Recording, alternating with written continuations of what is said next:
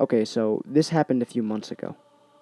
Online, there's this horror story about a kick some account posted on Reddit, where you can kick this girl called Jade. The kick is called Still Just Jade. Jade is apparently a demon. If you kick her, she'll send you a picture of her with a demon eyes and a scary smile, and she'll ask you if she's pretty. After a few more pictures, she'll ask you if you're afraid. Sometimes she'll tell you your address or stalk you, or worse. There are a few pictures uploaded later in the comments of people texting the Kick account after reading the post. One picture was a person messaging Jade asking if the story was true. Jade was very pissed off that there was a story about her, and she replied in a very nasty and vulgar way, saying she would kill the writer of the story that posted about her. In another picture, another person texted her asking the same exact thing, but this time she said the writer was no longer with us. When they asked where the writer was, she simply said, "He's where he belongs. In hell." Me and my friend looked at the story in my room. I have a big Batman poster in my room. Remember that. That's important to part of the story later. It was about 3 a.m. and we were alone. Well, we were joking around about this and shit, and eventually my friend decided to kick the account. He did. I said it wasn't a good idea, but truthfully, I wanted to see the outcome of this, so I watched as he kicked it. He put his phone face down for a moment. It was dark. A second later, his phone vibrated and both of our faces went pale, but we laughed. He picked up his phone, and we were surprised to see yours truly answered, except we didn't get a nasty message or a scary hello or anything. Instead, we got this. An upside-down smile emoji. We just thought it was the author in the story, staying in character. So my friend replied, "Hey, bitch." She replied with another face. A smile. Odd, but we weren't very scared. She then sent those pics, as said in the story, asked if we were scared, etc. But it didn't phase us, so we said no. It was then that we got the haunting text. Nice Batman poster. We both looked up in horror. Then we heard an echoey giggle outside my window behind us, leading to the backyard. Now, looking back at it, this probably wasn't a good idea what we did next. But we were so scared, we gunned it out of my room. We ran out the front door and ran till we were both fatigued. It was at this point that my friend Dan was now in tears and scared out of his mind. I wasn't at his level, but I was still scared shitless, looking constantly around me, looking at my surroundings, paranoid, as was he. I called the police and said something along the lines of, "I think there's a burglar or someone in my backyard," and that me and my friend booked it to the area I won't mention because protection reasons. Police arrived at the house as we made it back. After checking the house and the backyard, no one was found. Our parents were called, and they rushed to the house. They never did find anyone, and I was living in paranoia for a few weeks till this started to slip to the back of my mind. I eventually made a new kick about a week later, even though it was my friend that kicked that thing. Still, how would they have known that I had a Batman poster?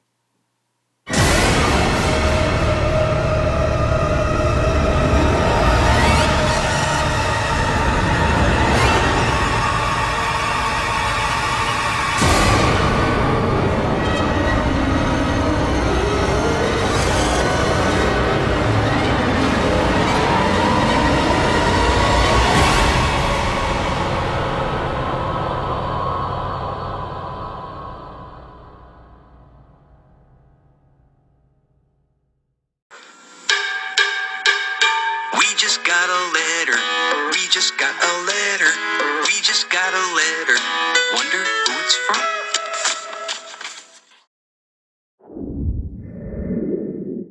Supposedly, the producers of the children's show Blue's Clues attempted to smuggle a forbidden episode of the show and put it on the air. Rumor has it, they partially succeeded. The first 30 seconds of the episode aired, but then it was taken off the air and a different one was broadcasted instead. A few people claim to have seen those 30 seconds, and say that Steve was facing the camera with a grim expression, trying to tell the viewers something that had happened with the show's premiere.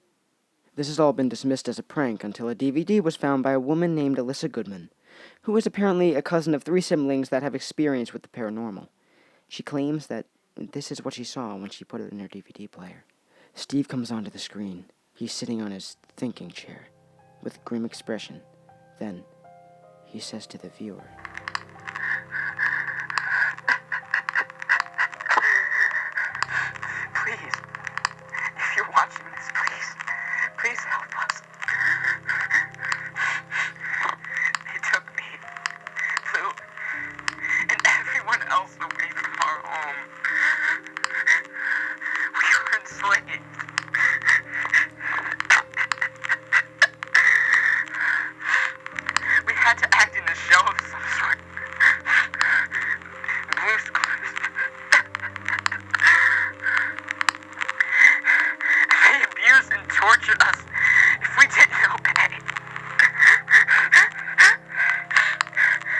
sense even if we did.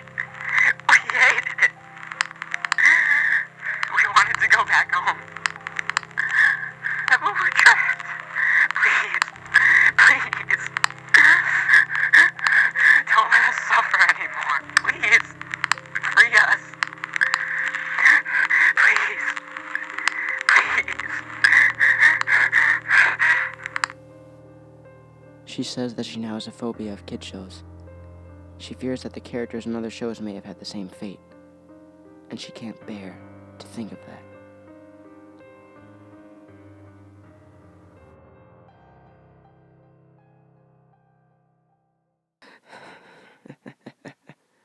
It's funny how easy it is to get lost in our thoughts, in our past. The littlest of sights, noises, and smells can bring back a rush of nostalgia from our childhood. You may think about it as the first time your parents brought you to a carnival, when you hear a clown's laughter, or the faint memory of your first day of kindergarten when you wait patiently for the school children across the street. But maybe you chuckle to yourself when the scent of muffins reminds you of your mom's cooking. Oh, yes. As adults, we treasure these moments.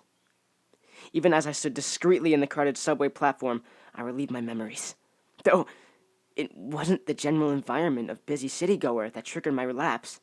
Rather, the smell of the man beside me. I had been following him since he entered the station. Well, he was, of course, oblivious to my rather, let's call it, admiration. It was the suit and tie that caught my attention at first.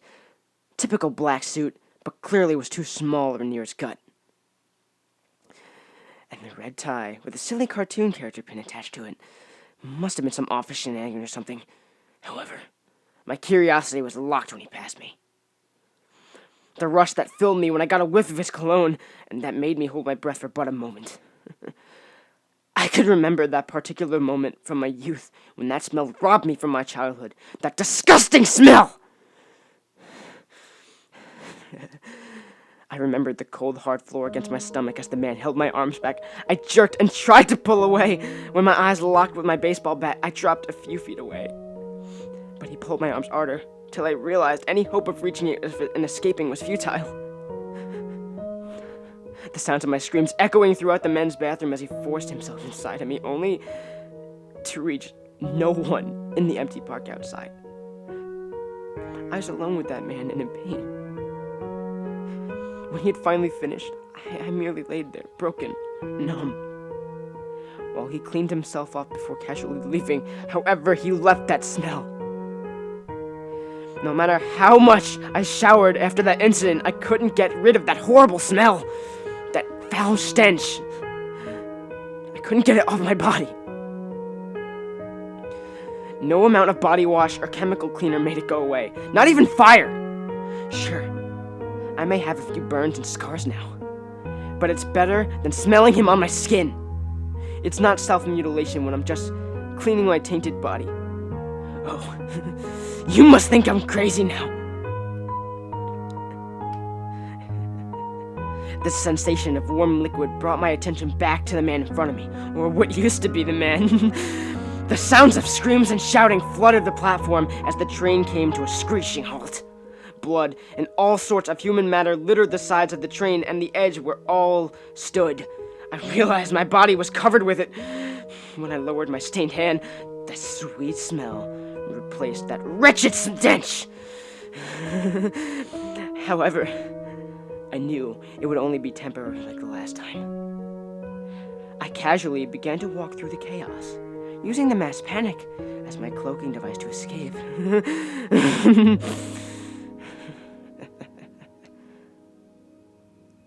I wonder when I'll have to get rid of that smell again.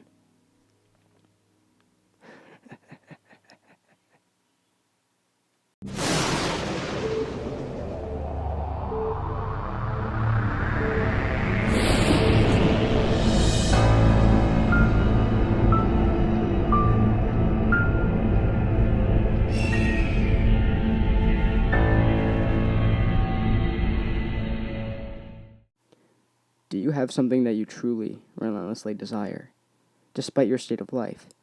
Is there something that you would completely go to the end of the world for? Well, lucky for you, there is a way to achieve what you're looking for, and you don't need to go to the end of the world to get it. But you will need to go somewhere. And the place may be too out of reach for some.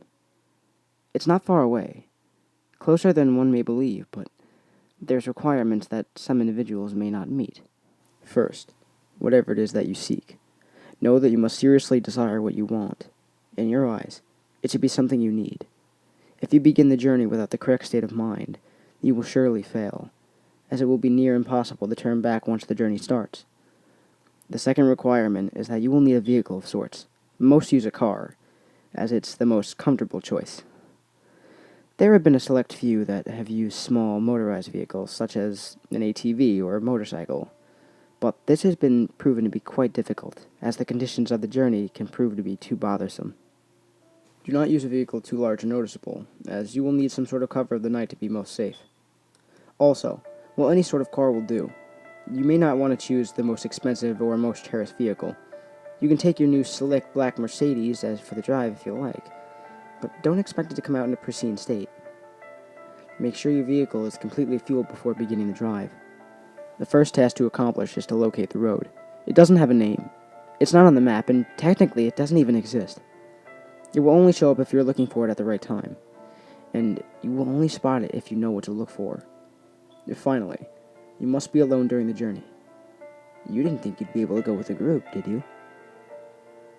It must be night when you begin. Choose the time of night where you believe the roads are least populated. Drive to any area that is just a stretch of road surrounded by woods. Here's where you want to start paying close attention. If you're looking for the road, it will turn up eventually, but you need to search for the road's hint in order to pull down the right one. Once you're close, you will see or feel its signs, but what the signs will be will depend on what it is you desire. For example, if you're in search of wealth, you may spot shimmers on the empty branches of trees as if they resemble the shine of gold or diamonds.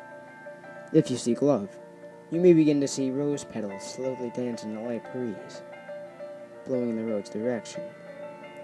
If you seek revenge, you might sense a ever-growing feeling of heat or anger in your body as you approach.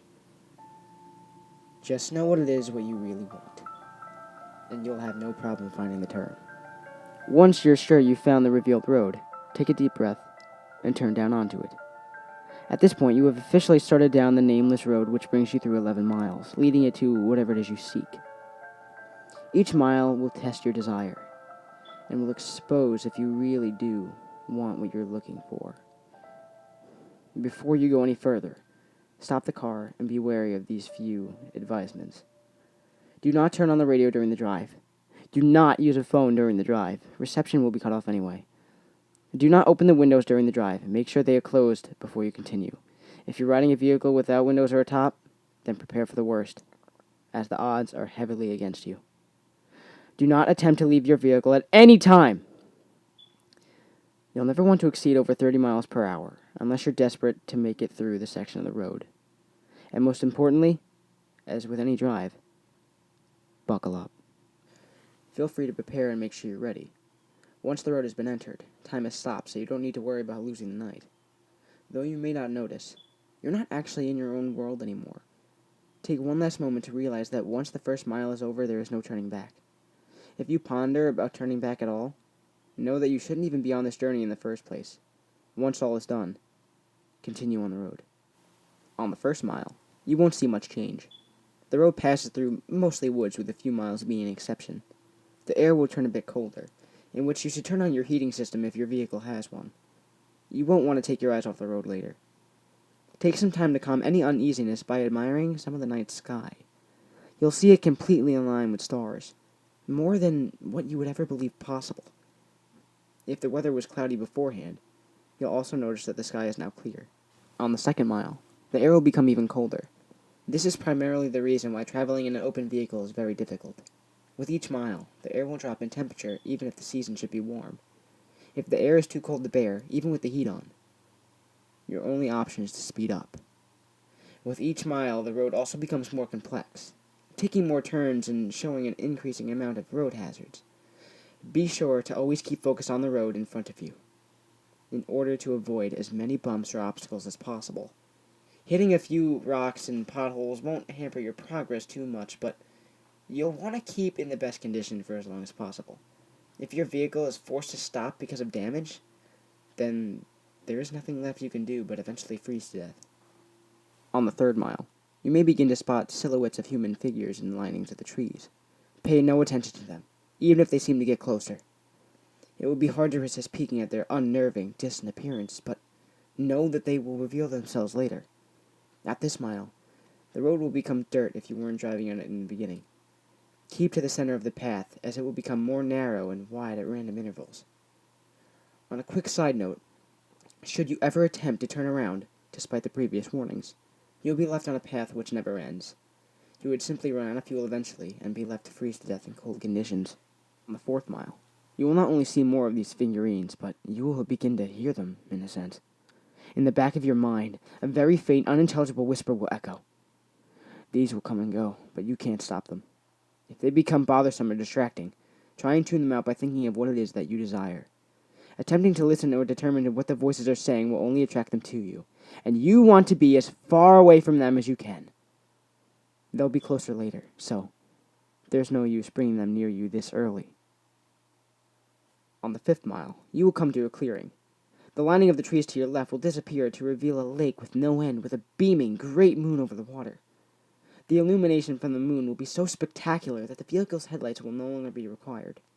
Restrain yourself from gazing at it.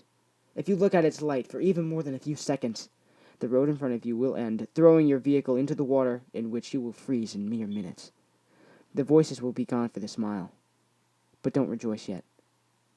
They'll be back. On the 6th mile, take into account that you're more than halfway done. Despite the progress, you may lose hope here. The stars will have disappeared at this point, leaving the sky an empty, black abyss. The clearing will have ended, leading you back into the woods. The only light you will have will be provided by your vehicle's headlights, but they will flicker from time to time, even if you're sure they are in perfect working order. If you have a radio in the vehicle, it will turn on here automatically. If you didn't turn it off beforehand, it will produce an overwhelming screech that will send you off the path. A calm voice will then begin to speak about your greatest fears, what it is you're horrified of in life. It will speak in a way that will cause you to visualize the words in your mind, so don't listen to it. If you begin to comprehend what it's saying, the horrors will prove too much for you to stay on the road safely. Attempting to turn off the radio will prove no use. Speed up if you need to. Just keep your mind off the voice as much as you can. As you approach the end of the mile, the voice will fade out of the speakers, leaving your ears at peace. For now. On the 7th mile, the voices from the figures will return, but it won't sound like a whisper this time, but more like distant screams, growing closer and closer with each second. At some point on this mile, you'll hear one of them in your ear as if one of them were right behind you. This is because one of the figures have found their way into your vehicle. Do not turn around. Their faces will shock you to paralysis, leading you off the road. If you don't draw attention to it, it will become uninterested and hopefully leave. These beings are said to be ones who have traveled down this road before, but were not successful. They live the remainder of their existence suffering in the darkness, with their only goal being to bring down other travelers with them. It has been said from experience that these things can't physically harm you, so as long as they don't cause you to wreck, you should be fine. On the 8th mile, slow down if you're going too fast. The road here takes very sharp turns, which, if overshot, will throw the vehicle into a pit through the trees. The cold is near fatal here. If you were to have a glass or a bottle of liquid in your vehicle, it would be solid in seconds. The heating system will have become completely obsolete. Your headlights will flicker more, sometimes even shutting off for a few seconds. You should brake if this happens, but do not completely stop. The figures will be following you at this point, and should you stop for too long, they will surround and trap your vehicle. More of their screams can be heard from outside your doors, sometimes even sounding of maniacal laughter. Their hands will claw at your windows, desperate to reach in and feel something living. Do not look at them. They won't block your windshield, and the last thing you want to happen is to crash and be trapped with them. If you don't make it from here, pray that it's the freezing that ends you. On the 9th mile, your vehicle will stall. The headlights will shut off, as well as all the other systems inside. There is nothing you can do to prevent this. What you will need to do is close your eyes and immediately attempt to restart the vehicle. Keep your eyes closed, as the figures will have surely surrounded you at this point. The starting of the vehicle will frighten them, and they will back away temporarily. This will give you a chance to start moving forward again. If you begin to hear the windows crack from their struggle, don't lose focus. The beings can alter the vehicle, but remember, they still do not have the strength to physically affect you. You will hear nothing but their voices rampage in your mind, as there could be anywhere between a dozen or 100 after you now. Once you start the vehicle, floor it. Floor it so long as you can stay on the path. When the mile's done, the beings will retreat. On the 10th mile, the voices of the beings will stop. If you were to look in your rearview mirror, do not actually do this. You will see them following you, but not as if they were chasing. They're watching you, as if they were seeing you off. As you go down the 10th mile, the road will be smoother, as if you were back on the 1st mile. The figures will be lining the sides of the path ahead of you. They won't be after you, but they will watch you as you pass. Some have theorized that the beings are impressed here, that you have come a long way on your journey to what you desire. This is false. They are not impressed, but they're happy. They're happy that you are about to approach the next mile. They are happy because you are most likely going to your death. On the 11th and final mile, everything in your vehicle will lose power, as it did on the 9th mile. The vehicle would normally be immobile, but you will still be moving. An unknown force will be pulling you forward. In the darkness, you will see a glowing red light up ahead, as if it were the end of the tunnel. Close your eyes and cover them. Do whatever it takes to make sure you do not see what you're about to go through. Covering your ears would also be helpful, but keeping your eyes covered should be a higher priority. The red light is another clearing, but there's no moon or lake this time. Once it's enter, unrelating and inconceivable noises will be sounding from all directions. No amount of bravery and conditioning will spare you from these sounds. The cold will turn into a merciless heat, burning all parts of the vehicle. You will feel the illusion of flesh being burned off your bones. That every part of you is being destroyed as you travel through the screams and audible suffering. As long as you keep your eyes closed and resist the urge to see where you are, you will survive through the suffering. This will last a total of 31 seconds, but many fail to keep their vision closed during the time and are left to the worst fate of the road. And where is this mile located? Those who have survived don't know.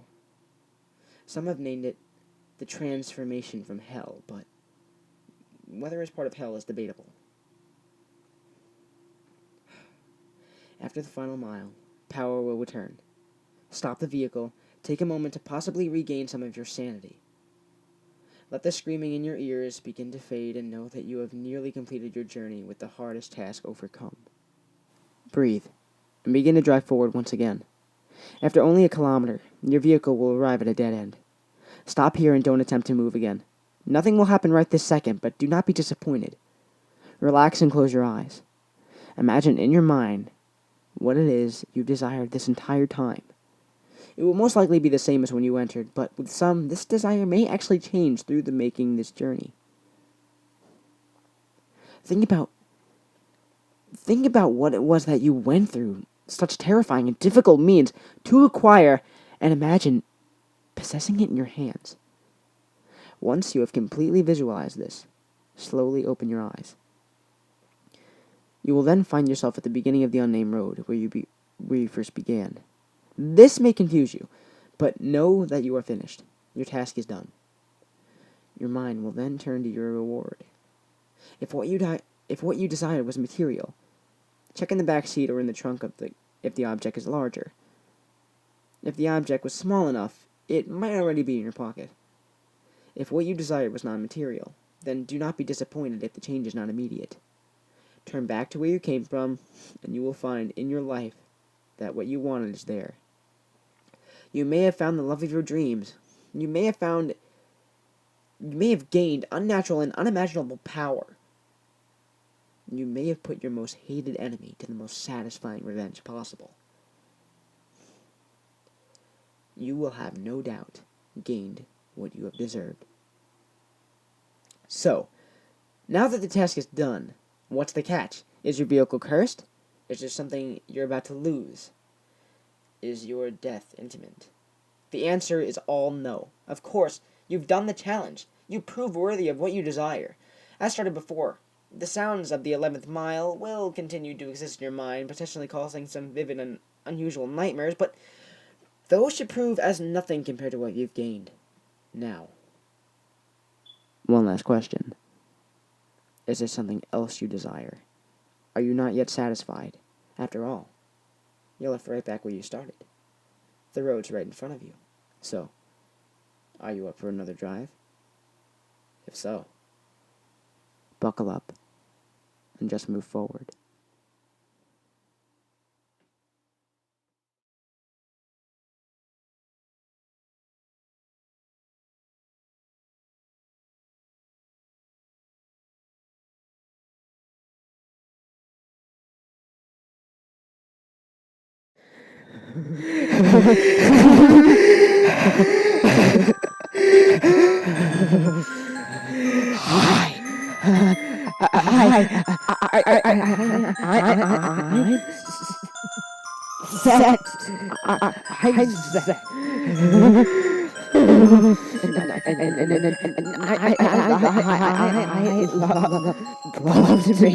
Love to make new friends.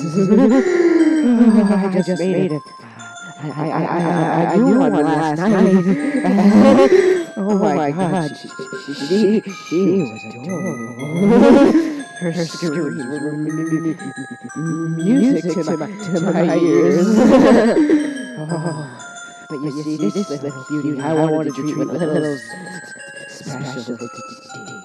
You see, I guess you could say I stole her heart. And her skin, too. She's one of my newest mannequins.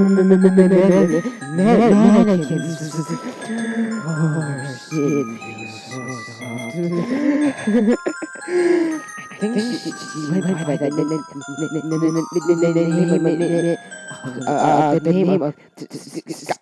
Skylar. I love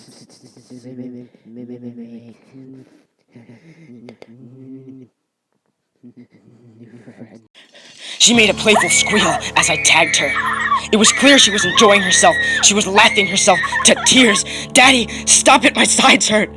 She continued to laugh. Her joy was contagious. I smiled. For once in years, I smiled. I dare say I've smiled more that day than I have in my entire life. Alas, all good things must come to an end. She was tired and fell asleep shortly after. My wife soon came home. She was so glad to see me. She yelled my name again, laughing to tears. She hugged me, still laughing. I continued to smile. She looked down and saw my tagging tool, quickly shooting her focus back to my eyes. I continued to smile. "Michael," tears continued to stream down her face in excitement. "How could you have done this to our little angel? She tried to run, but she was too slow." "Tag," I smiled wider. "You're it."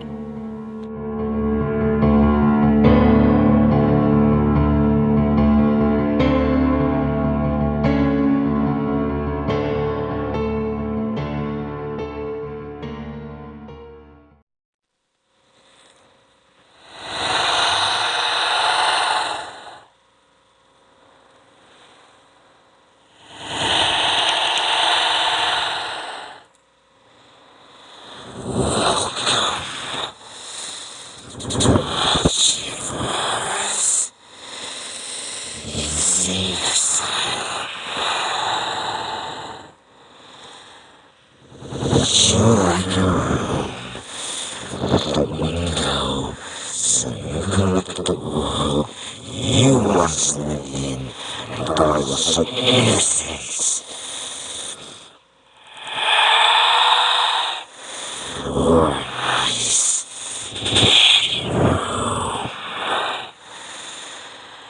as you walk Others mumbling things that will send a chill down your spine. Others will try to stab you. Some will even try to kill you as you slowly go insane. Some will even try to trick you with their kind words and verbally smiles to lure you in. And others will try to make you upset with their words and actions.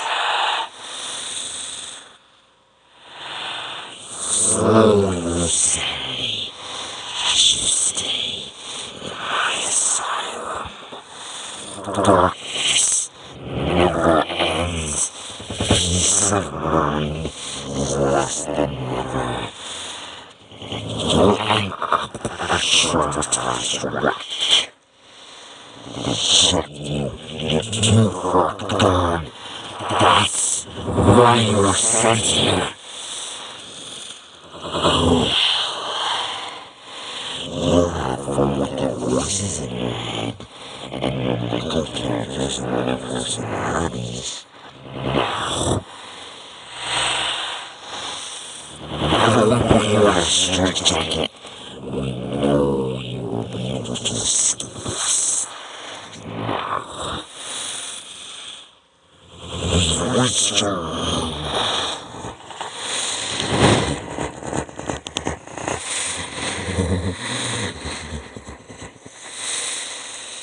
Enjoy your stay.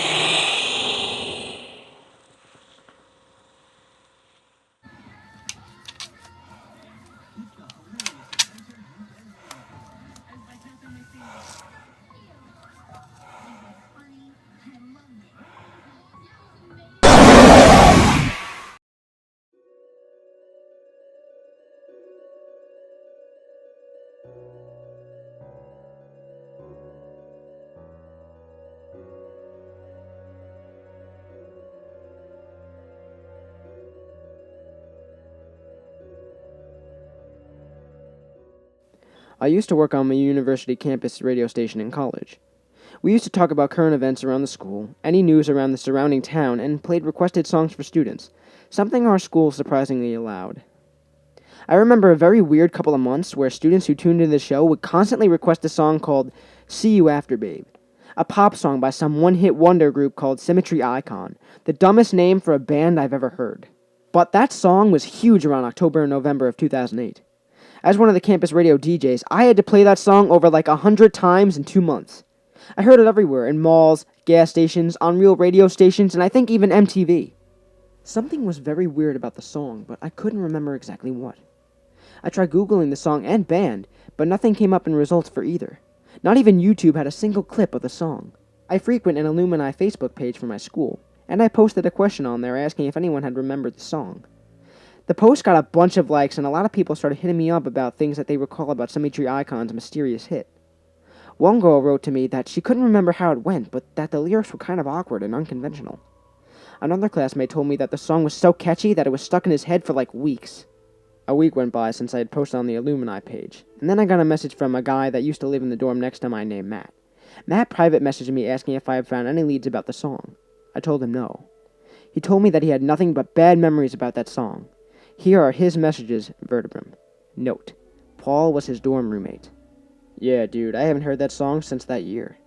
I remember Paul would always crank it up in the room. I can't remember how it went, but I remember it was kind of unusual and not a normal pop song. But everyone loved it. I couldn't stand it. Paul really loved it, though. He was always humming it, and then one day, I never heard the song again, and Paul was acting totally strange. He was always partying and outgoing and shit, but around that time, he got super depressed. One day, I asked him what was up, and he said that he couldn't get the song out of his head, and now it's gone forever, and now he'll never be able to hear it again. I don't know if you know now, dude, but Paul is still not doing so well. He's got no job, no girl, hardly ever talks to anyone. I messaged him I message him every now and then, but he just says how he misses 2008 when life was good. I told him to see a shrink, but he says that won't help. He says he just needs something new to listen to. He's a part of that Illumini group, and I know he's seen your post. And I'm worried he's gonna snap, dude. Can you talk to him? I messaged Paul soon after, asking him how he was. Me. Hey, Paul. Long time no see, man. How you doing? Paul. Sal, yo! Good to hear from you. Me. How you been, bud? Paul. I'm okay, just trudging along as always. Me. That's good. Paul. I saw what you put on the Illumini page. Dude, that song was my life. I miss it so much, I can't believe it's gone. Me. Well, I'm sure someone can find it. Paul. Nah, man, it's gone. That's how the world is. Things come and go. Yes, I made a song that was alive and now it's dead. Man, I miss it. Those were the days. Me. Paul. I know I'm acting weird. Matt always says I need to get help, but I don't. I just need to hear that song again, and it sucks knowing that I never will. Freaked out, I stopped talking about the song after that, and I just resumed making small talk with him until we both signed off. The next evening, not even 24 hours later, I come home from work to see people posting on Paul's Facebook with RIP and all sorts of condolences. Paul killed himself that day, and I was horrified to hear that he had done it by stabbing himself in the face multiple times. And the thought that I was one of the last people he talked to made me feel even worse. Matt messaged me that day, too. It was because of the song, I'm sorry, Sal. It's not your fault. While I think now it wouldn't have been the best taste to do it, right then and there I thought it would be a great idea to find See You After Babe somehow and put it up on Paul's wall, just for some sort of closure. I spent the entire following week asking on Yahoo Answers, posting on music forums, and commenting on YouTube videos of 2008 pop songs. Nobody knew anything about the song or the band. I had put up my email on some of these, but heard nothing until last night, December 27th. In my inbox was a message from someone named Brad Hoskins. The subject was Song by Symmetry Icon. Attached to the email was an MP3 file, and in the body it was this. Hey Sal, I saw your post on forum inquiring about Symmetry Icon's song, See You After Babe, and I thought I'd send you the email to clear things up and perhaps dissuade you from your search. I am sending this to you with hope that you will keep things discreet, as there are not a lot of people who know anything about the song, and should the nature of it be released. It won't exactly be hard for any higher-ups to pinpoint who spilled the beans, but you seem like a nice guy, and I don't want you to do something you'll regret. Symmetry Icon was a young 3-member pop group that started back in 2007 and came out with an album by 2008. Hard to believe 2008 is close to being a decade ago, but obviously you know how a lot of pop music was in that year. It was catchy, not too technical, upbeat, but not very hardcore clubbish yet. Kinda cheesy, synths and sounds.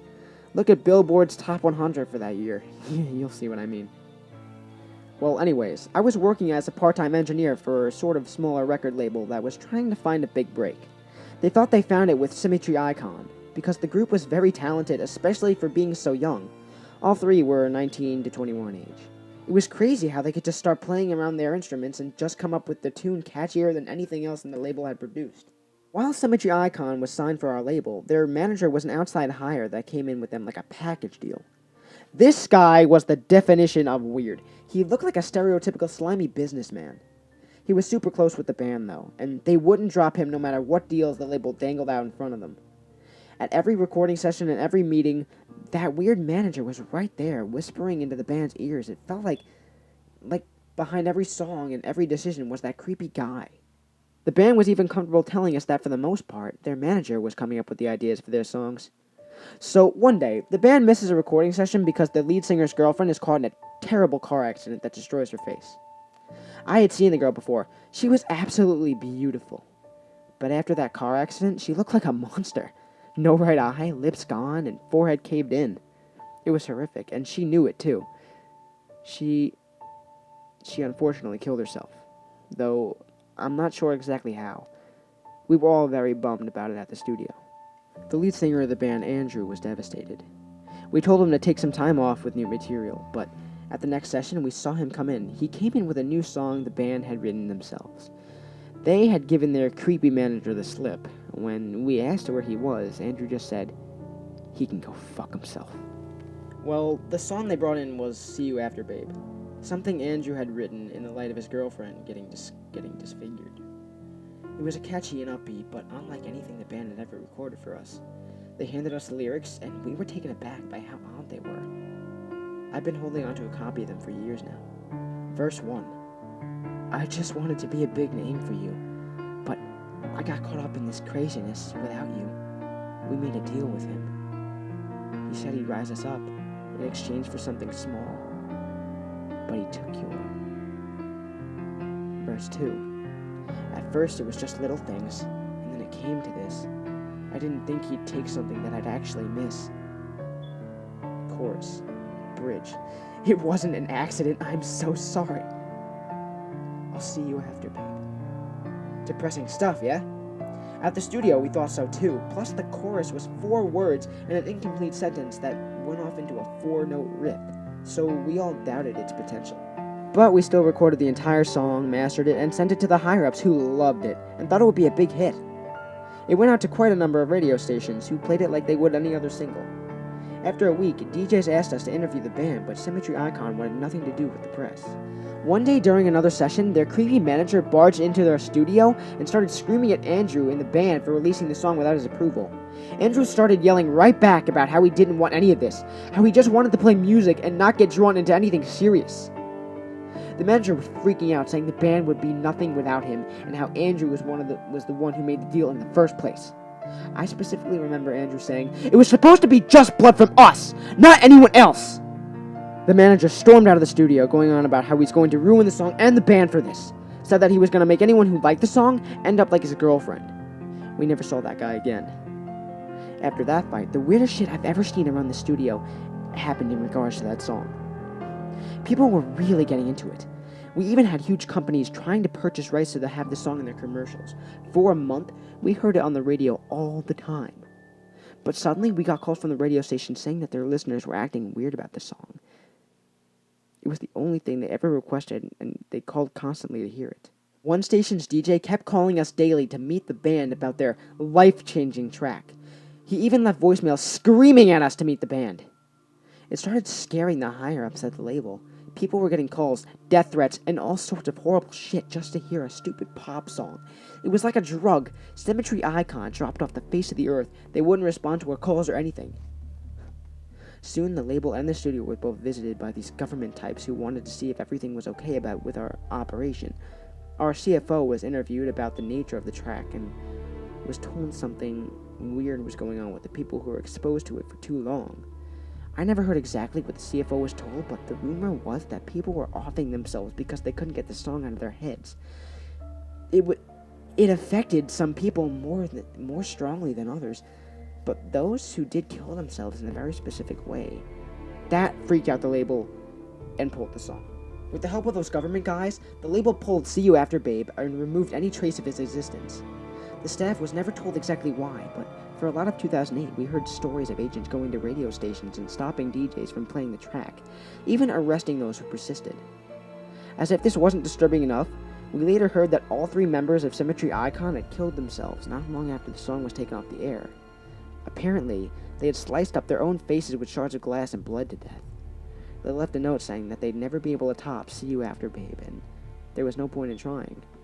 They were haunted by the song and used glass to try and dig it out. For a long time, we were told to immediately let the company know if the song was being played anywhere. I had heard it in a dressing room at the mall one time when I was out shopping in around mid-2010. I recorded it on my phone at the time to show my bosses, but I kinda never got around to showing them. The issue hadn't been discussed in a bit over 2 years, and I never heard it again after that. I like to listen to it every now and then, and I think over all the things that happened because of it. My recording is attached to the email. Sorry in advance about my cough in there. It would have been nice to hear the whole thing, but I was honestly too afraid to stick around and listen to it. Only listen to it a couple of times and then never open that file again. Whatever happens with this song, it kicks in when you listen to it repeatedly, so please be careful. And if you ever hear that full song out in public, get the hell out of there wherever you're hearing it. Like I said, I don't know what you believe, but I, for one, am damn sure that Symmetry Icon made some sort of deal with the devil, and that song is the punishment for breaking the deal, so please be careful. Best of luck. Brad Hoskins. I downloaded the file and listened to it immediately. I recognized the song the second I heard it. I have no idea whether or not Hoskins is telling the truth, so I put the clip on YouTube and sent it to some friends to see if they recognize it. They all agree this was the song, including Matt. I don't know what to make of this. I mean, it's kind of catchy and out there in kind of a way, but I've listened to it a few times just because it's kind of enjoyable and reminds me of my days in college. Does anyone else remember See You After Babe from 2008?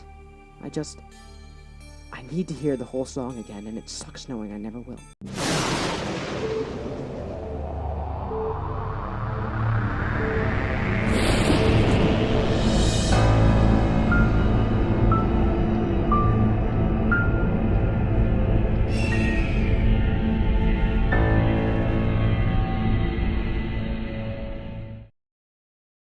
I've been blind since birth. This, in and of itself, is not what this is about, but it is crucial to part of the story. Throughout my life, I've used lots of different kinds of assistive technology. Braille keyboards, voice command apps, adapted smartphones. Recently, I tried human echolocation for the first time in my life. For those of you who don't know what it is, it's a technique emulating that of how bats find their prey in the dark, by making clicking noises with your mouth.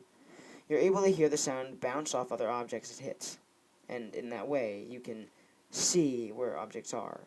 A friend of mine, let's call her Jay, had seen a couple of videos about it on YouTube and asked me if I'd ever tried it.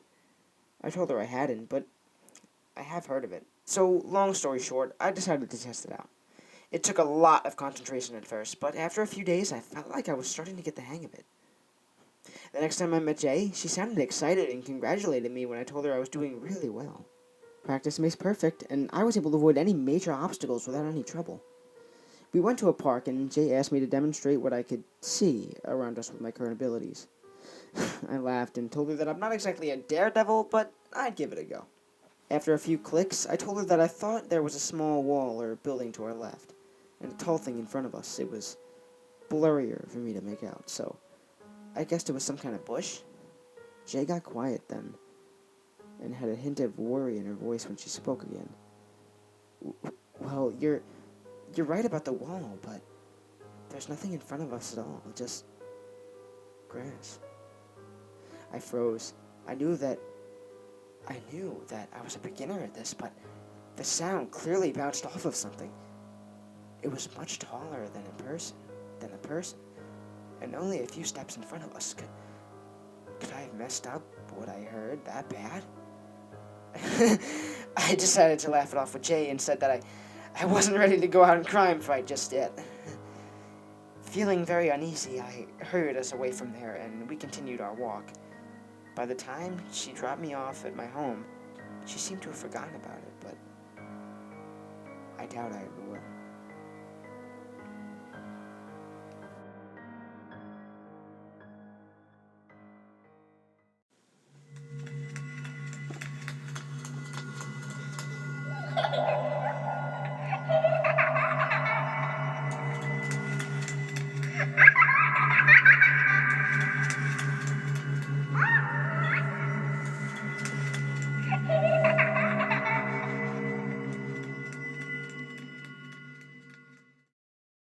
This is told in the point of view of the boy who experienced this. This story takes place roughly around a year ago when I was in 7th grade. Please do not discredit me for my youth, because not all little kids are liars. Around the time, my cousin was living with me, and because of our small apartment, we had to share a room. Thankfully, I had a bunk bed. So, I have a tendency to wake up late at night. No big deal, right? My little cousin was sleeping in the bunk bed above me, and the bathroom was right next to my bed.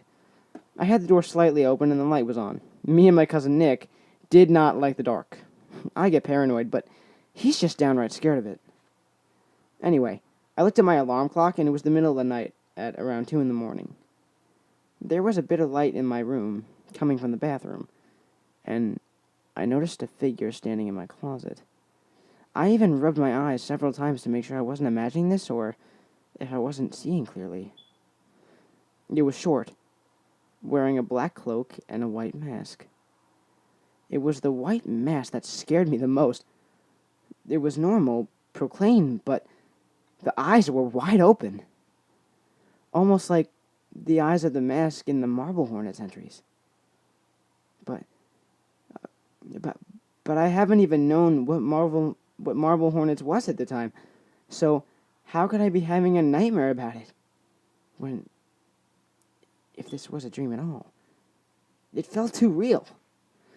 The mouth of the mask was pulled into a smile, a very wide, closed-mouthed smile. I couldn't move. I was so scared. I knew Nick wasn't pulling a prank on me because I heard him sleeping above my bed. The figure didn't move. It didn't even blink. I slowly stood up and backed into my bathroom door. When I turned my head to reach for the handle so more light could flood the room, I looked back to see nothing was there. Needless to say, I hardly slept for the rest of that night. The next morning before school, I checked in my closet to see if there was any white clothing that could have made the shape of the mask. Nothing was there! I went ahead and got ready for school. When my friend asked me what in the hell was wrong, I replied, "There was a mask thingy in my closet." It wasn't until just recently when I began researching it. This is when I discovered marble hornets. I heard of the Slender Man, but he doesn't play a particular role in this. And in entry number 19, I saw the masked man. Do I sound crazy? Am I crazy? Nowadays, the mask itself has become popular. People wear it, but why? Just know this. Once you see him, he follows you. He will haunt you in your dreams. Some say that if you keep your eye on him, he will never harm you. But if you turn your head like I did, he is free to torment you until the end of your days. After blinking a certain amount of times, he will disappear on his own, and you will never see him again. Don't turn away.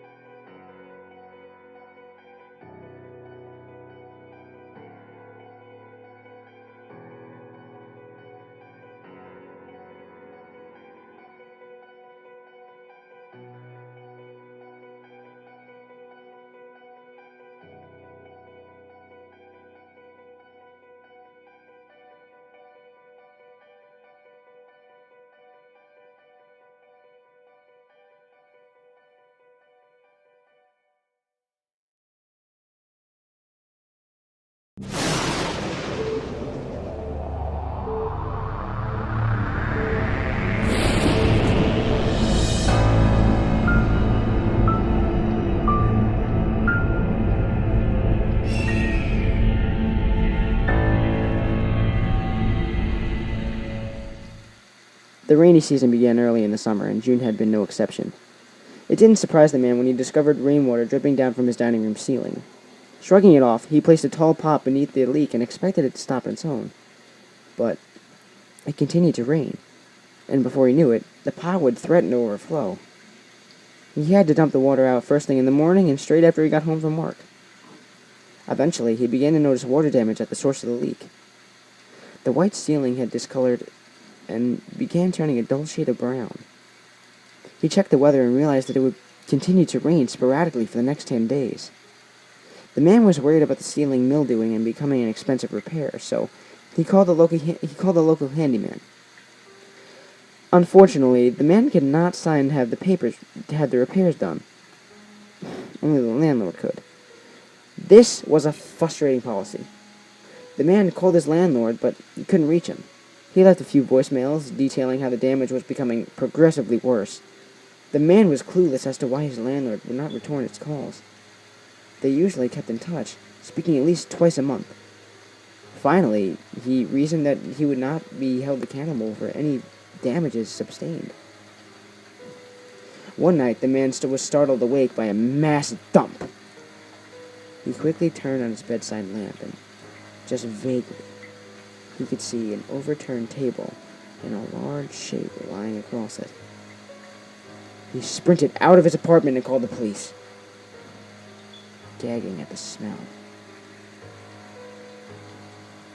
The man sat in the police station with a blanket wrapped around his shoulders and a coffee mug resting in his hands. He did know one thing. There had been a dead body in his ceiling, and the water had saturated it so badly that it caved under the weight. So far, the body was unidentifiable due to rainwater and was being autopsied.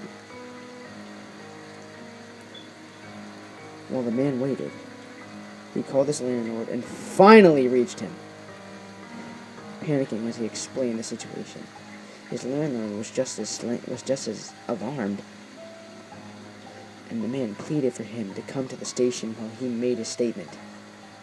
The man paused as the detective crossed over to him and lowered his phone, wondering if the body had been identified. His blood ran immediately cold, and shocked his head with terror.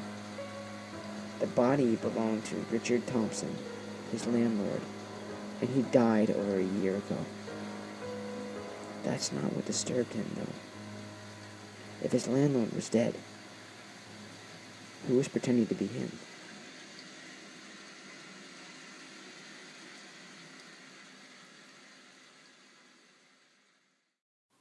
December 22nd, 2012. Dear Michael, hey babe, I haven't heard from you in a while. I just wanted to check in. I've missed you so much since summer. I wanted to write to you about how much I'm looking forward to seeing you again on Christmas. My mother and I are making those cookies that you loved last time. It sucks that you live so far away. You live so far away from me now, but I still love you. So get over here on Christmas and let me show it. Love, Maria. December 26, 2012. Dear Michael, now, first and foremost, I want to say I'm not angry with you at all. I know that you have had a very busy life now that you've gone away for school. I still love you, and I hope you had an amazing Christmas. I was sure you would come, but I remember my mother saying something about something happening, so you couldn't come.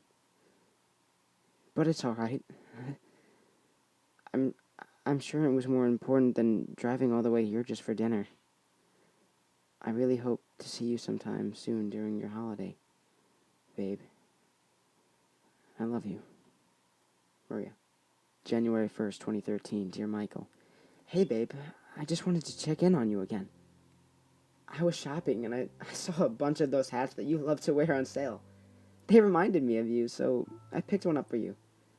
I really look forward to giving it to you once you come visit. I can't wait. Love, Maria. January 7, 2013. Dear Michael. Do you remember the time that we took your father's boat out to the bay? You took me in your arms and told me that one day we'd had a family together. We'd live in a riverside house together. We'd have 2 dogs and 2 sweet little girls that would care for each other.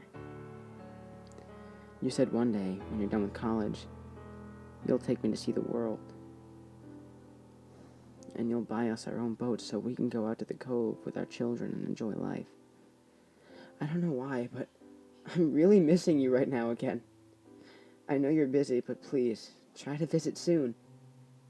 I know you're trying your best. I'll see you soon. I can't stop thinking about you. No one understands it. It's their loss. They're just jealous.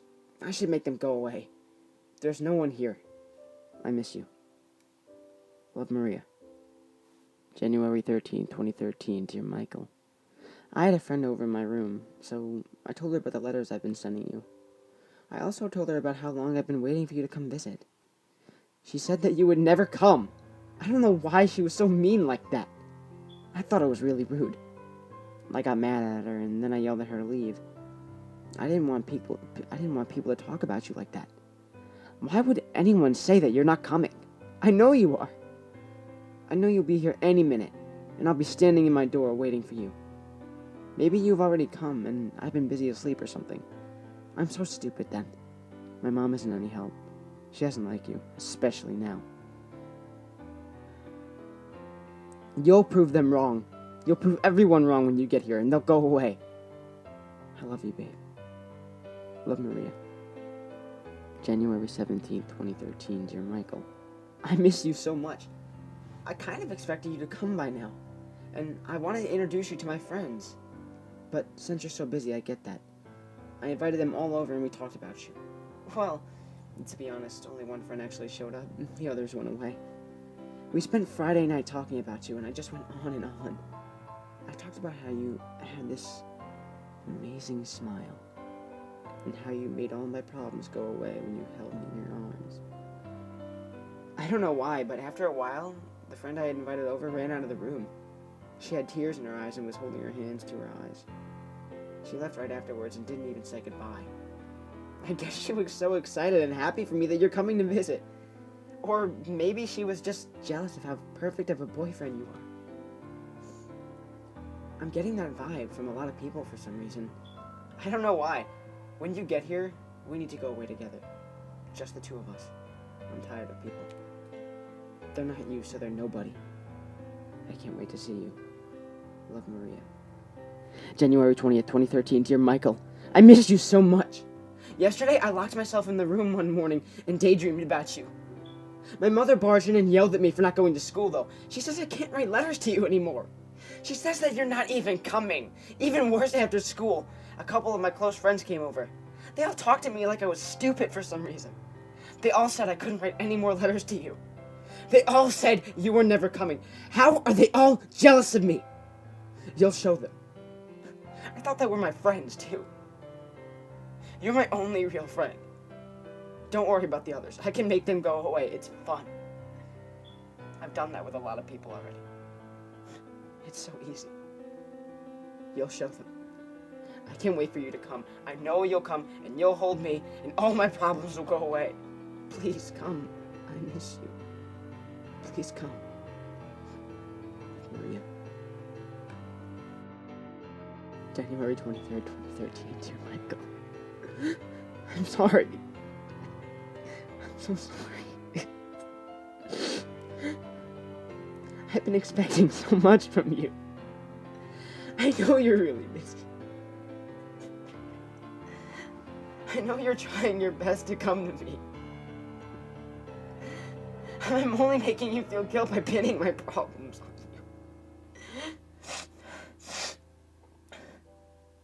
you. I'm only giving you more to worry about. It was selfish of me. I'll come to you, Michael. And then we can have our boat together. We can raise children together. We can be together. I can't believe I was being so stupid. I'm so stupid, I'm sorry. I just can't think right now. You always make it better. I'll be right there. God, I'm stupid. I've been stupid this entire time. I'm so sorry. I must sound like such a horrible person.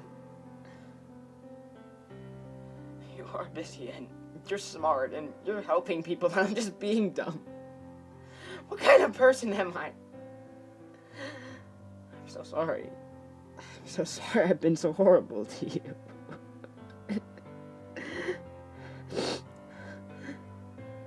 I'll be right there. I love you forever. Maria. Maria Kuling was found in her bedroom late at night on January 22nd, 2013. She'd hung herself. There were two things found on the bed. One was a packet comprising of the above letters. The second was a newspaper clipping.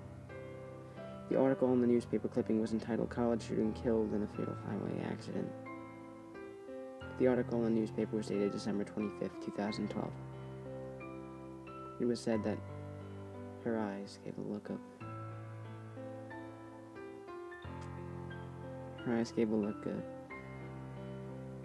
as if it was worth it.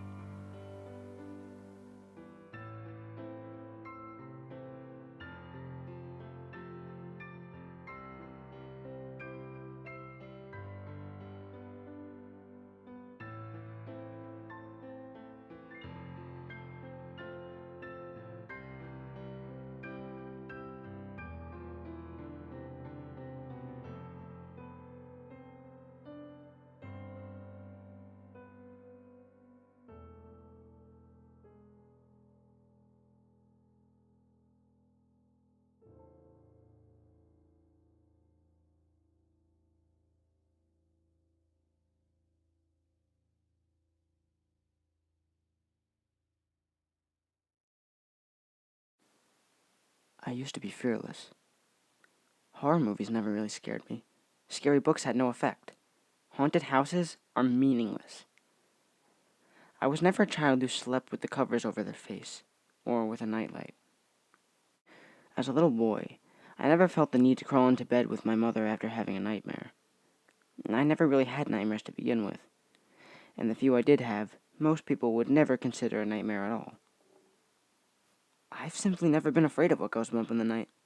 Our home security system kept away all fears of every real humans with dark intentions, as did our Rottweiler, aptly named Killer. As for threats outside the home, well, who could be afraid in a nice, white, upper-class community? I've lived in a bland bubble all my life, never knowing what fear is.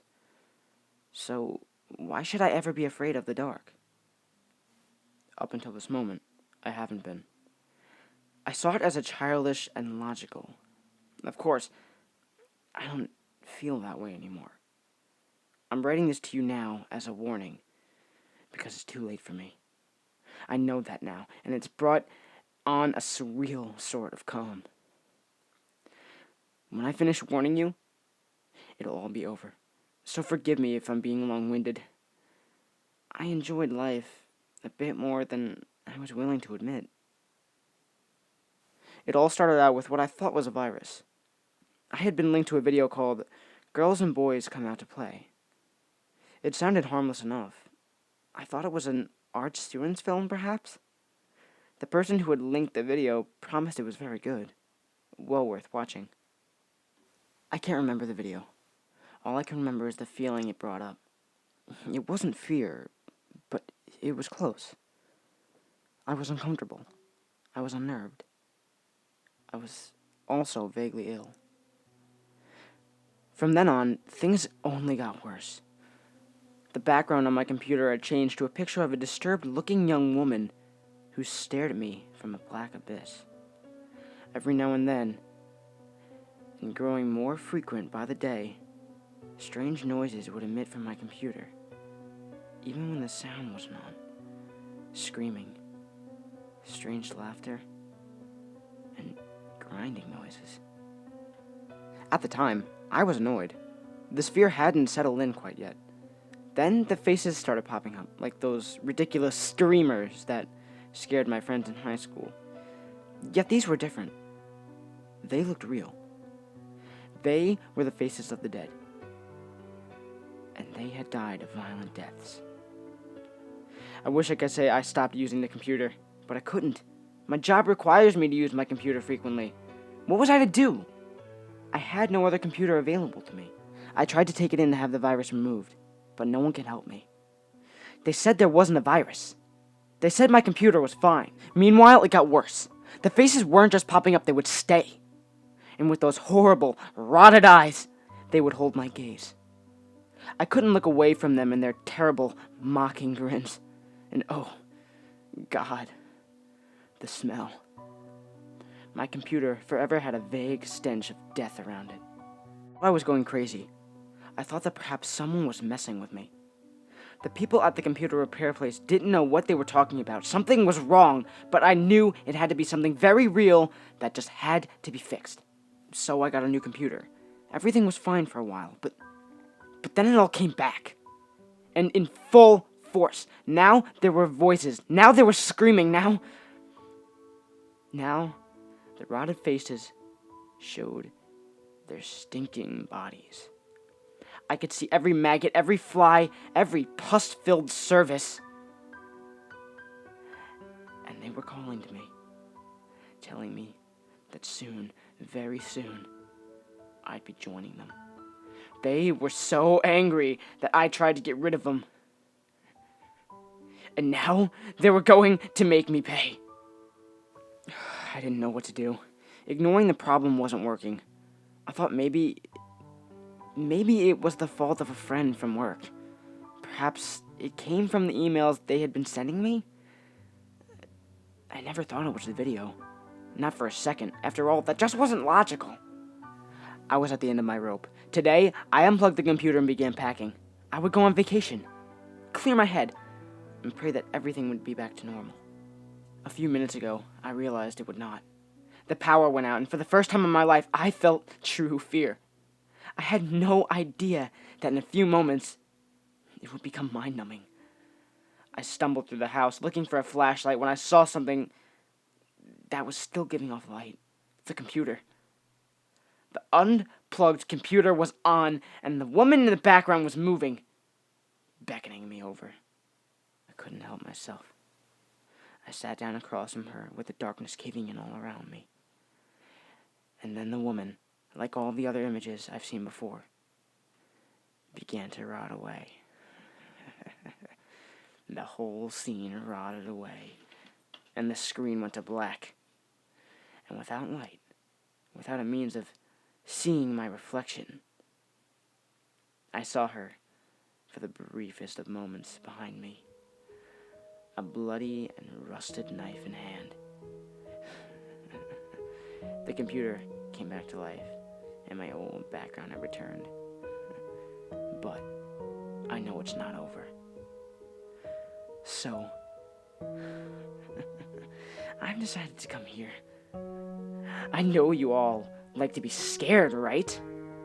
Well, take it from someone who has only very recently known fear. It's not always worth it.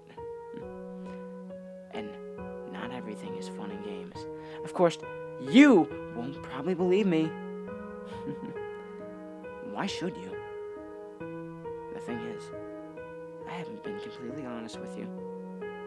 There was no video. It was a story. A story quite similar to this one, though, with subtle plot differences and perhaps better storytelling. I know all of you like scary stories that might give you a good scare. That's probably why you started reading mine. Now that you read this, you'll share my fate. I know it's cruel and perhaps unfair, but it has to be done. I just hope that you can take comfort in knowing that when I'm the woman haunting your computer, I'll be a bit more gentle if I can. I'll use a blade that's a little less dull. Picture to those who came before us are a little less grotesque. Sounds that are a little less alarming. But then again, you do like to be scared, right? Don't worry. I won't ask you to repost this story 5 times. Nothing will save you. After all, nothing could save me. The power's still out, and I know behind me the woman is waiting for me. I'll see you very soon. And goodbye for now.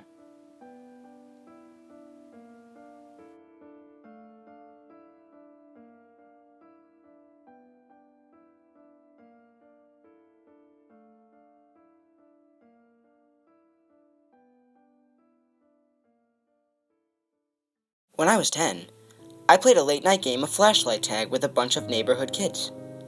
If you don't know what flashlight tag is, it's the same thing as tag, but you played it in the dark. The person who's it gets a flashlight, and they have to yell the name of the person they see with it in order to tag them.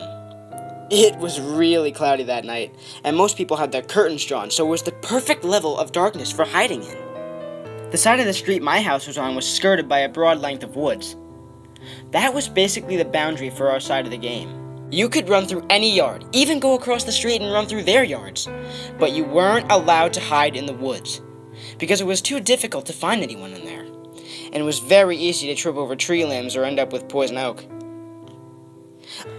Of course, this rule was frequently and flagrantly ignored when people got too close to being caught. They'd duck off into the bushes for a few seconds, or run behind a group of trees to evade capture. I don't remember who it was at the time, but I was hiding in a backyard 2 houses down from my house. The family that lived there had a little playhouse for their daughter, a swing set, and a doghouse, but no dog. I would periodically duck into the doghouse whenever I saw the flashlight searching beam approaching. Those of us trying to hide from the it person like to spook each other in the dark by jumping out of nowhere and making each other scream, giving away our positions. I thought I knew where the it guy was, but I got comfortable hanging out on the swing set. Suddenly, a person with a flashlight came around the corner of the house and angled it almost directly at me. I jumped and ran for the edge of the woods. When I got there, I hovered in case they saw me and were going to yell at me for cheating. The beam of light seemed to explore the swing set where I was, then came in my direction, but there was no sense of hurry at all to it, and I wondered for a second if maybe I had attracted the attention of the homeowner. Most people on the block knew we were out playing flashlight tag, but you never can be sure that someone won't get nervous if you stay in their yard too long. So, I crouched down in the grass and waited to see who it was. They shined the light right in my face and I tried to cover it with my hand to avoid identification. The creepy thing was, they never said anything. Just shine that light on me. "You got me!" I exclaimed, hoping that if it was a homeowner, they'd realize I thought they were the flashlight tagger. Then I realized that 2 houses down, people were yelling and there was the it guy's flashlight beam chasing them around. I stood up and tried to see who was shining the light on me. They just stood there, not moving, not saying anything. I felt a little freaked out. "If you don't want us playing in your yard, I'll go tell them it's off limits, okay?" The person started walking toward me. I didn't feel right, so I started walking toward the edge of the yard. The person just kept shining the light on me and coming toward me, so I ran. When I looked back, the person with the flashlight was running too, and they were an adult, much bigger and much faster than me. I felt scared now, not sure why this person was chasing me. I was running toward where the other kids had been, but they were gone now. It just seemed to be me and the person with the flashlight. So I turned right and ducked into the woods. I dropped to the ground, shaking bushes and stuff to try and confuse the person, then shimmied under the ring of the thick bushes and curled up. I could see the flashlight in the woods with me, looking around. I could hear the person's footsteps breaking sticks and crunching on pine needles. I didn't know what the fuck was going on, and I just wanted to get back to all the other kids. Eventually, the flashlight wandered deeper into the woods, and I crawled, quiet as a mouse, back to the edge of the trees, and then got up and ran toward the street. I was immediately caught by the person who was it, but I didn't care. He yelled loud that I was now it, and I tried to tell him that there was someone else with a flashlight wandering around in the woods, but he took off into the dark yelling about no tagbacks! "Don't go into the woods!" I yelled out, but nobody responded. Of course, anyone who heard me would just assume I was talking about not cheating at the game, but I was sincerely worried about that person wandering around in them. Of course, now I had a flashlight of my own, so I thought I should go into the woods and see if I can find out who it was, just to make myself feel better. I went back behind the house I'd come from, and a bunch of laughing shadows scampered out of sight into neighboring yards. I ignored them and headed straight for the trees. I couldn't see any other light in there, so I thought maybe he went home. I didn't know if it was a man or a woman, but I didn't imagine any woman trudging through the woods at night. So I went about playing the game again, a bit anxious because of the lingering thought that there was someone wandering in the woods who didn't seem to be playing the game with us. I ran across the street and chased people through the backyards there, but after a while, I found the lots empty and realized that they must have gone back across the street. I ran back over and was exploring the beach's backyard. Miss Beach had a clothesline with a bunch of drying sheets on it, and her daughter Charlotte liked to hide among the lines and stay close to home in case she got too scared of the dark. She was only a year younger than me. I thought I heard something at the tree line, so I went over and was waving the flashlight around into the woods. "Stay out of the woods!" I remember yelling. I waved the flashlight back and forth a couple more passes, then saw someone off in the distance. I held the light on whoever it was. They were about half a job into the woods, hard to make out, but it looked to me like Charlotte. Charlotte had brown hair that her mother insisted on keeping shoulder length. We always dressed dark for flashlight tag, and Charlotte liked to wear this deep purple sweatshirt, so it was usually easy to tell when you found her. "Charlotte, I see you!" I yelled. She just stood there. I continued to hold the flashlight on her and call her name, but she didn't seem to move. She stood there, partially obscured by a tree, and looked at me. The distance between us was enough that I couldn't see if she was blinking or not. But she had her head propped at an angle like she was looking around the trunk at me with her mouth hanging slightly open. Every now and then, she sort of twitched or squirmed. It was a real freaky kind of movement. "Charlotte, come out of there!" I yelled. "Everybody, Charlotte's it, but she won't come out of the woods!" Some kids, including my friend Dustin, appeared behind me and started joining in my yell for Charlotte to come out. "Do you see her?" I asked. "Yeah, she's over there behind that tree." "Charlotte, get over here," Dustin said. But she wouldn't come. "Charlotte, are you okay? Get over here, dummy!" Charlotte seemed to stand up straighter, then disappear behind the tree. We could hear movement, but it seemed to be going away rather than toward us. Dustin started shouting Charlotte's name again and trudging into the woods after her. But I grabbed him and gave him the flashlight to take with him. I was scared again because this all seemed surreal. I went to Charlotte's house and knocked until her father answered. "Mr. Beach, Charlotte won't come out of the woods, and I'm worried about her," I told him. I wasn't sure if he'd take me seriously, but he rolled up his newspaper and disappeared into the closet behind the door for a moment before returning with a huge flashlight strapped to a car battery. "Show me where she is," he told me. So I led him to the woods and pointed to where I'd seen her. "She was right there," I said, "by a tree, but she wouldn't come out, and she was acting like she was sick or something." A bunch of the other kids kept calling, "Charlotte! Charlotte!" and I could see Dustin's flashlight beam moving around through the trees. Mr. Beach went in after him. They explored the woods for a good 15 to 20 minutes, and Mr. Beach started getting real angry. We could hear him yelling very loudly for Charlotte, threatening her with all sorts of punishments if she didn't get her ass back to the backyard that instant. The game was over by now, and we kids just stood there in the Beach's backyard among the lines and watched. Dustin came running back out of the bushes with a dead flashlight. Eventually, Mr. Beach came back out of the woods. "Game over, kids," he said. "Get inside, ask your folks if they can help me, and to bring flashlights." We all ran back home. My dad went out with 3 different flashlights. My mother went and turned on all the lights in the back rooms and opened up the curtains and shades to help illuminate the backyard. I sat on the couch all upset, and she eventually came back and hugged me and sat with me for a while, and I told her about the person with the flashlight chasing me and how I thought maybe Charlotte had run into him. Mr. Beach had gone inside and called them to report a missing child. They brought huge lights and did a march through the woods, checking very thoroughly, but didn't find her. My mother told my dad what I told her. He told an officer, and I ended up giving a statement. They went to the house 3 doors down and knocked, but the folks that lived there had been asleep and didn't know who would have been in their backyard. The police asked all up and down the neighborhood, but nobody claimed to know anything. The other end of the woods came back to a road mainly used by logging trucks. They found Charlotte 2 days later, on the other side of the logging road, down an embankment that ended at a stream, stuffed into a drain pipe. Her neck had been broken, and she was apparently stabbed multiple times afterward. My parents wouldn't tell me about it. They thought it would upset me, but Dustin told me all the details at school the next day. It was the most awful thing our town had ever had happen. The police blocked off the logging road and spent months tracking down loggers and truckers who frequently used it. There was a curfew for months, and we were told not to play flashlight tag anymore.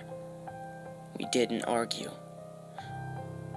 What leaves me shaking to this day is the memory of Charlotte's face hanging out from behind the tree, looking at me. Sometimes I wonder if at that moment I had been witnessing her death, and I wonder if that had almost been me.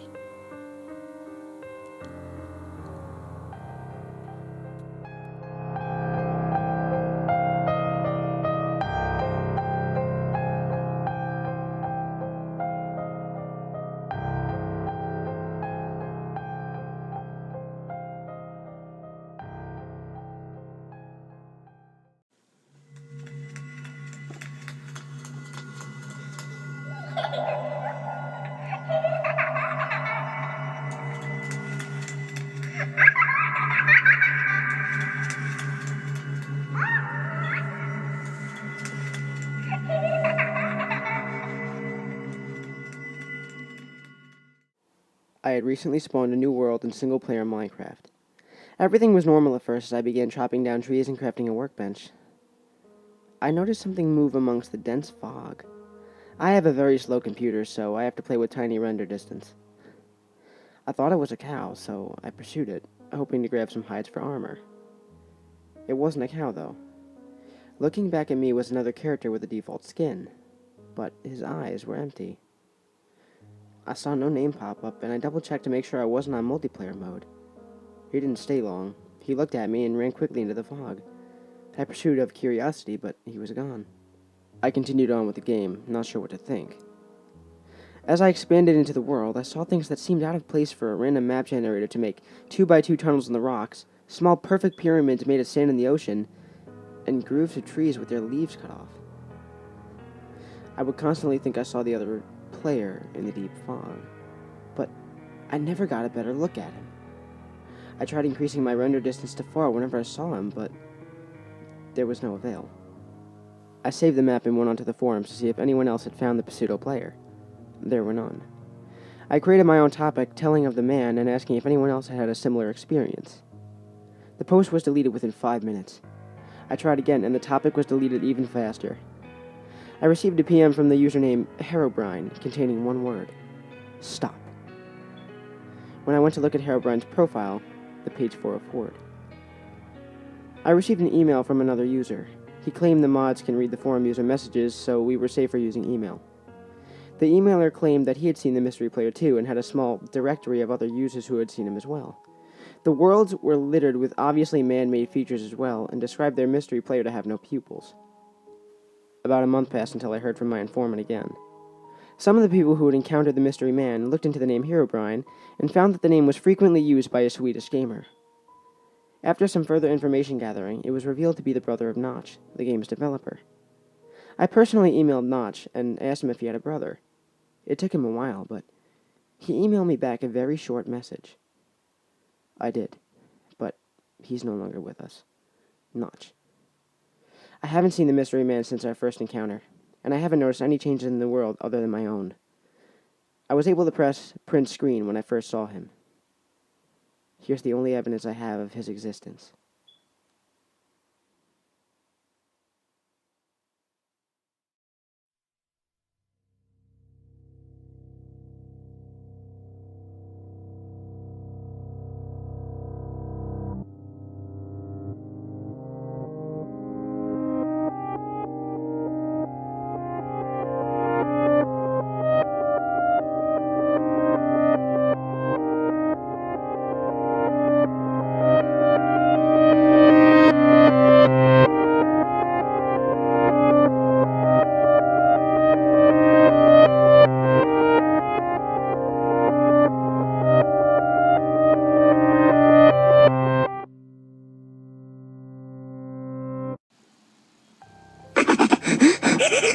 Hi, my name is Sayer Avenue, age 18. I live alone. Oh God, oh God, shh, they're almost here. I can hear them. Please, if anyone can hear this, please send help. This thing, it calls itself nasty. It's like this evil program. It's trying to get into a war machine so it can kill everyone because it thinks everyone is imperfect, and it thinks that it is perfect. It's going to cleanse the world if it gets to one of those machines. Oh God, it's in my house. I'm hiding right now in the closet. It's sent its like serial killer slave after me. Oh God. The power just went out. Oh God.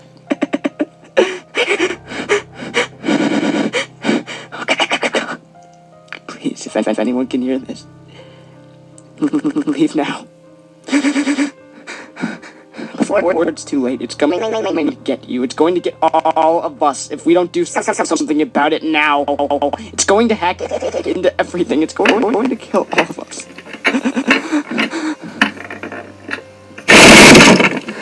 I found you!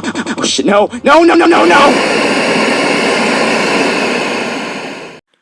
Hello.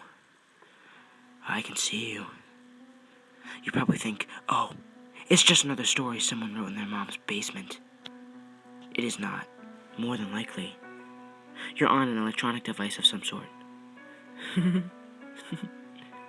That's all I need, right now. As you're reading this, I am sifting through your files. Yes, you a device. You, the one reading this. I'm reading your emails, looking at your digital photos, and any image you have downloaded off the net. Opening your most private documents and having a good read, or a good laugh, depending on the content. To be honest, most of it is utterly boring, except for a few files. You know the ones I mean. I know you don't believe me, and I prefer it that way. But think about this. Note, I will include dumbed down version at the end if this is too much to handle. Every computer has an IP address, which is basically the street address of your computer. If you think of it as the postal system, the return address is the return address, and the internet as the post office. Your IP is supposed to be secure, but it is really not. In fact, here is proof. I'll just tell you who services your internet and your location. It was quite simple, really. Your router's firewall was a joke, and not even a funny one. The built-in firewall on your computer was another story, though. That held me up a few heartbeats. I just slipped in a Trojan, and your computer was mine. Look at your webcam, if you have one. Now say cheese. I can see you. Just in case your webcam has a light, I have a line of code that stops it. If not, it does nothing. If you don't have a webcam, it's okay. I just looked through your picture files of yourself. My, whoever did your hair should be fired. Anyway, you are never safe from the net. I could corrupt your hard drive, but I'm not that evil. I'll just leave no trace I was there. By the way, if you didn't believe that the IP number was yours, just look it up on Google. I promise you will get the same result. I have better things to do now, so I will leave you alone. Just remember, I will be back. P.S. Here is the dumbed down version O promised. Laid up BB thing has home. I know where home is. Laid up BB thing is not safe. 2:45 a.m. I'm fast asleep. My 7-year-old daughter, Mandy, is sound asleep in her room. Or so I think. As I lie down, deep in slumber, I hear a blood-curdling scream that instantly awakens me. The sound of Mandy screaming bloody murder makes me jump out of bed and dash down the dark hallway into her room. Her door is locked. I become fear-stricken and start yelling at Mandy to open the door. Then, there is silence. After about maybe 30 seconds, Mandy calmly opened the door. Her pajamas look slightly torn, as if she was just in a fight or a struggle. What the hell is going on? I immediately ask. Jeff snuck into my room and asked if I was tired. I said no, and he jumped on top of me like a maniac. Jeff. That name. That's when it hit me. Mandy told me a week ago. She said she saw someone in her dreams that told her his name was Jeff, and began acting like Jeff was an imaginary friend. I didn't know what to think at first. After all, she's only 7. Kids have wild imaginations, but this time, I knew this Jeff was more than just an imaginary friend. I'm the biggest skeptic I know, but this time I was really getting scared.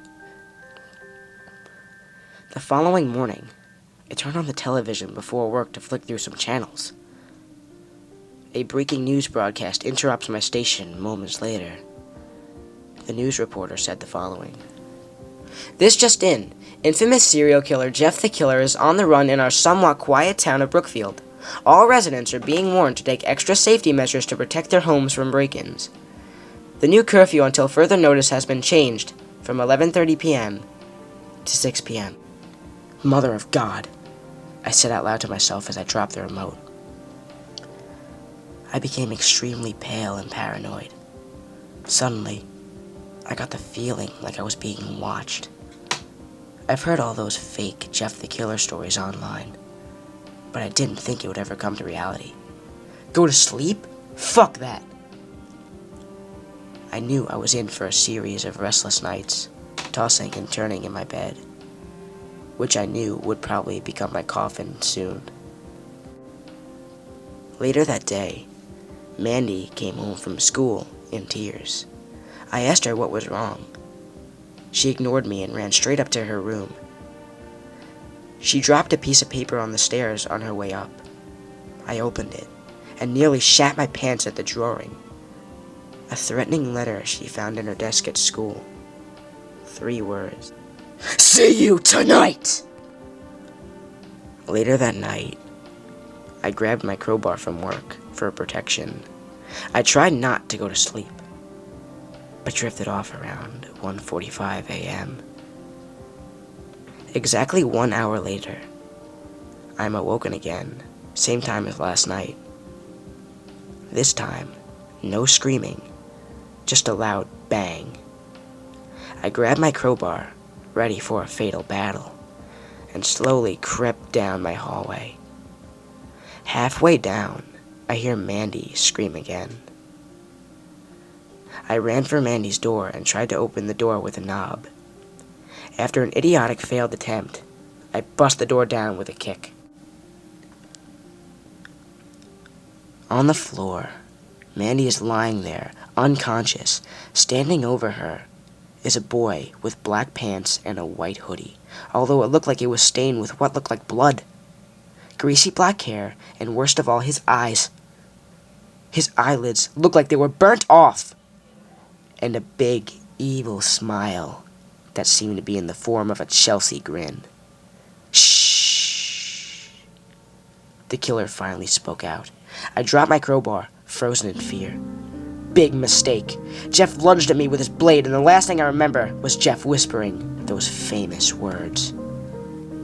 Go to sleep! Back in 1993, a news article went viral saying 2 sisters were brutally murdered in the small-town community of Plainfield, Wisconsin. Lisa Smith, 19, and her sister, Sarah Smith, 15, were attacked in their parents' home on the night of November 17th around 1:30 a.m. Sarah was found stabbed to death and strangled in the bed where she had been sleeping. Her sister, Lisa, was found hanging in her sister's closet, skinned alive. Police conducted an extensive investigation, but to no avail. The motives for the attack were never discovered, nor was the attacker ever found. The only lead authorities had was a log found on Lisa's computer, showing a series of threatening messages sent through an internet relay chat service. The case was closed in October of 2000. The story starts off back in 1993. Lisa was on Yahoo Messenger when suddenly she got a message saying, "Hey, baby." And she replied, "Who is this?" After a few seconds, the person replied, "I'm your secret admirer." And Lisa replied, "Oh, really? Quit lying. Who is this?" And then they said, "I loved you the first time I stared into your eyes. I think about you every day. You're my dream come true. We met once. I don't think you remember, though. I cut myself because the pain takes away my feelings for you. Tonight. You will see me sometime tonight." And Lisa replied, "Who is this?" And all the person said in reply was, "Don't worry. I will take very good care of you." And that person signed off the chat. And now by this point, Lisa was very scared. She locked all the windows and doors to make sure the house was secure. Her parents weren't home, by the way. She didn't know if this person said that as a joke to scare her, so she decided she would sleep with her younger sister Sarah that night. As she was in bed with her sister, she heard a banging at the window in her room across from Sarah's. She got up to check it. The banging got louder. She saw nothing but some tree branches. When she came back to Sarah's bed, it felt wet. She thought her sister had wet the bed, but then she smelled a bad smell emanating from the bed. She flicked on the lights, and the whole room was covered in blood. Sarah was covered in blood and stabbed to death. Lisa was scared out of her mind and hid in her sister's closet just in case the guy was still there for her. She peeked out the crack to see a big shadow heading towards the closet. Then she was tugged out of it.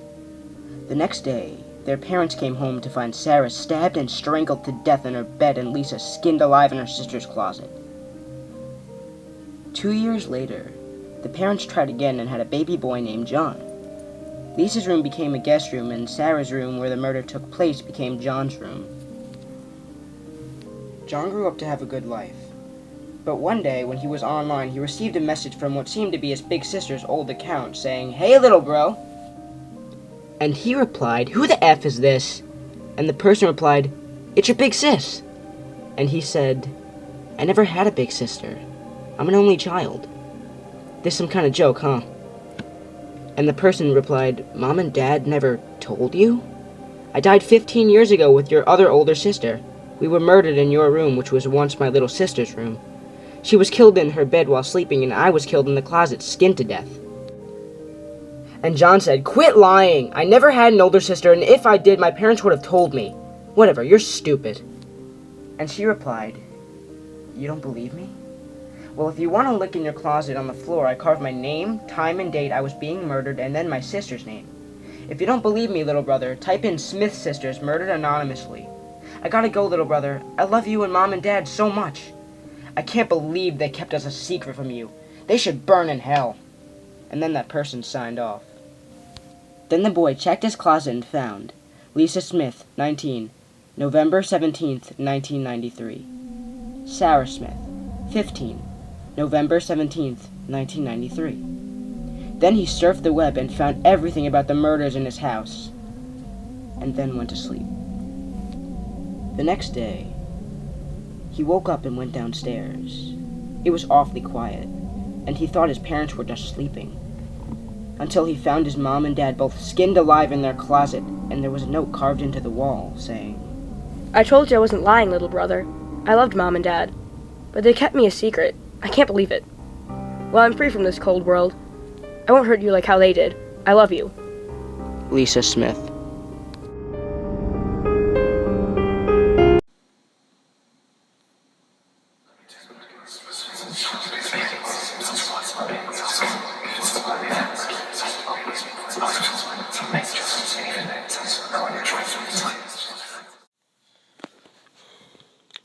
Hacker, nerd, geek. I'm labeled with so many things, you can call me a post-it note. My name is Chris, and I live in California, in the middle of nowhere. I am currently 22 years old, and my favorite class is technology, or really anything having to do with numbers. So, you should know, I love using binary to stump my friend Alyssa. It's just really funny to see her try and figure it out. It's around 1:30 in the morning, and I'm watching scary videos on YouTube. I came upon a channel called To The Ark, weird name, but I clicked on a video called Extraction, and there was a figure with a white mask on that had black lips, black eyebrows, and black eye sockets. I was so scared, and the message in the video made no sense. So, I scrolled to the similar videos, and there was one with the channel name Marble Hornets. I clicked on the video, and it was called Entry 18, I think. The same figure was there with a buddy? This made no sense. I had to go to bed. I was so tired, it wasn't even funny. I felt the presence of something. I just don't know what. When I woke up the next morning, there were drawings all over the wall, and a doll that looked similar to a very tall, pale as snow man. I was a little scared, and then I also found a tape that was meant to be watched, as it stated on the back saying, "Watch me." So I went to the store and bought a tape recorder and hooked it up to my television. The tape was a video of Alyssa exploring what looked like the woods around my house. She turned the camera to herself and said into the camera, "Oh my gosh, I'm so freaking scared right now, it's the mask." The camera glitched, so I couldn't hear what she said. She continued with a visual interruption. "He's coming after me, they're following." Interrupted again. I heard her stop walking, and her eyes widened. found you. The camera was dropped, and Alyssa was screaming, "Get away! Get away! No, help!" She was cut off by a sharp cracking. A good 15 minutes passed, and I was surprised the tape lasted that long. Suddenly, there was a high-pitched screeching sound, and I covered my ears in agony. It was the camera glitching again. Man, this camera is horrible, I thought. I saw that the camera has been picked up and was turned to Alyssa, her neck snapped and blood seeping from it. Then, it snapped to the same masked figure I saw in the video last night. It looked as if it had a seizure, and then the door to my house busted open, or so it seemed. My heart was beating a mile a second, and I grabbed the magnum I had under my desk in a duct tape pocket, and I yelled, "Who's there?" in a loud voice. The light shut off, creeping me out slightly. I felt hands grab me from behind, and I shot, hitting a foot that was not my own. I heard a scream, and I hit the guy with the butt of the magnum, and he recoiled, but then tackled me. I got punched in the face, and I yelled as the man grabbed the gun out of my hand, throwing it across the room. He put his hands to my throat, pushing on my windpipe. I gasped for air and slapped his wrists. I passed out. Last thing I saw was him taking off his jacket and kicking me in the gut. This character matches up with this letter, Chris said, pointing and looked up to the masked figure. He nodded and patted her on the back. He turned and looked at the time. He sighed and looked back at her, jerking his head toward the door. Chris nodded and quickly put on a brownish hoodie and put the black cloth over her face. It was designed with 2 red spots for eyes and a red line for a frown. "Oh yeah, sorry for your foot, Tim," Chris said, sniggering, and turned to the door. The masked figure, Tim, blushed behind his mask and turned her to him, putting his forehead to hers. Then she giggled and walked out the door. Tim was smiling. "Hey, operator, try not to eat her, okay?" There was a faint laughter in the distance, and he shut the door, following Chris. Quiet as a mouse that was sleeping.